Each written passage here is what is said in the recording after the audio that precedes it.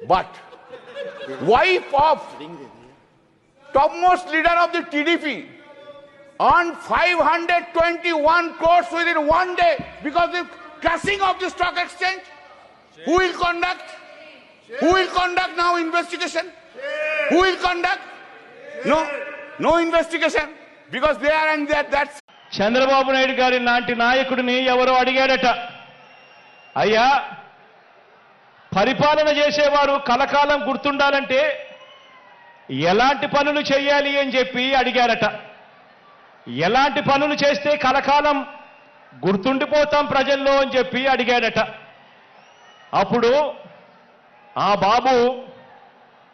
బాబు ఏం చెప్పాడంటే, ప్రజలకు అన్నం పెడితే అరిగిపోతుంది, ప్రజలకు చీర కొని పెడితే చిరిగిపోతుంది, ప్రజలకు ఇల్లు కట్టిస్తే కూలిపోతుంది.